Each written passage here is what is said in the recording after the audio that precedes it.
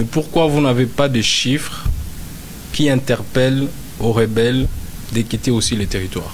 J'ai failli quitter votre plétoire. Quelqu'un qu'on appelle rebelle. Et vous lui demandez de quitter comme ça. Est-ce que quand il était venu, il avait demandé votre autorisation? Ah! Donc, parce que c'est un rebelle, vous devez le laisser? Pourquoi le même acharnement que vous avez contre le pouvoir, vous ne le faites pas sur le rebelle comme pression pour qu'il quitte les territoires? Mes frères, c'est lui qui est chargé de ma sécurité, de ta sécurité, ainsi que de tous les autres. À l'avenant de l'article 16, lisons l'article 16 de la Constitution. L'État quoi? Bon, l'État c'est qui? C'est moi? Mais frère, mais voilà, vous me demandez que je fasse quel plaidoyer? Il y a un discours qui est inoccupé, comme si nous devons faire quelque chose aux rebelles. C'est un rebelle. Nous devons nous référer à qui? À l'État. On va lire l'article 52 ou bien 52, 52. On dit quoi? Tout. Cette obligation est faite à qui? Alors. Je veux vous opposer à tous ces articles, l'article 64, qui oblige aussi à tous les Congolais de faire échec à ceux qui veulent prendre le pouvoir ou l'exercer en violation de la Constitution. Si vous dites que ce sont des rebelles, ils ont pris les territoires occupés, ils les administrent en violation de la Constitution. En tant que citoyen, vous avez aussi devoir de leur faire échec. Vous ne pouvez pas vous en dédouaner et ne lire que les articles qui vous arrangent. Réfléchissons. Moi, tel que je suis là, quel moyen détenais-je pour faire échec aux rebelles qui sont armés? Ça veut dire que l'article 64 ne vous sert à rien. D'ailleurs. Dites-nous si l'article 64 ne vous sert à rien. D'ailleurs, vous connaissez le principe de proportionnalité? Si. C'est-à-dire, elles ont les armes, non? Est-ce que moi j'ai les armes? Mais vous avez la parole. Aujourd'hui, il n'y a pas l'arme.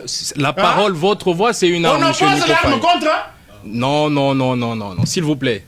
Soit vous ne voulez pas appliquer l'article 64, parce que l'arme aujourd'hui, il y a aussi l'arme médiatique. Écoute, vous ne pouvez pas parler que de l'arme manuelle. Votre parole, votre influence, c'est une arme qui peut influencer, qui peut agir d'une manière ou d'une autre. Vous parlez de l'article 16, on est d'accord. 54, on est d'accord. Appliquez aussi l'article 64. Écoutez. Là, vous dites c'est la proportionnalité. Non. Vous avez dit que je fasse un plaidoyer pour qu'il quitte. Mais faire échec, je vous ai dit la même chose que vous faites pour que le pouvoir arrange sa gestion. Attaquez-vous aussi aux rebelles avec la même vigueur. C'est ça ce que j'ai demandé. Et vous m'aviez dit, la Constitution dit que c'est l'État qui doit le faire, vous n'avez rien à faire. C'est comme ça que je vous rappelle l'article 64 qui vous oblige aussi de faire échec à ceux qui prennent le pouvoir en violation de la Constitution, notamment les rebelles. Si vous dites que vous n'avez rien à faire, c'est une affaire de l'État. On fait quoi de l'article 64? Non, j'ai dit ceci.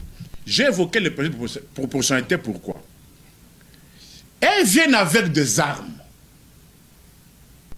Aujourd'hui, avec l'avènement des drones, dites-moi comment celui qui n'a pas les armes va-t-il faire face à ceux-là qui ont des armes? Je vous ai donné la réponse. La réponse est que eux, ils ont les armes. Vous avez votre parole.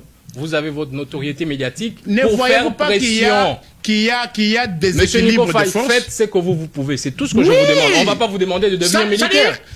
Mais ce que vous pouvez, c'est ce que vous ne faites pas. Et c'est ça sur lesquels non, dites pas que je ne fais pas. Je vous ai dit, dénoncez le rebelle sur vos tableaux. Aucunement, vous parlez de rebelles. Vous avez occupé, libéré les territoires. Mais vous chargez toujours le gouvernement. Vous dites que non, Quel est ce Congolais qui a tiré la sonnette d'alarme lorsque Bunagana était pris, si ce n'est pas Moudedine du peuple? Dites-moi.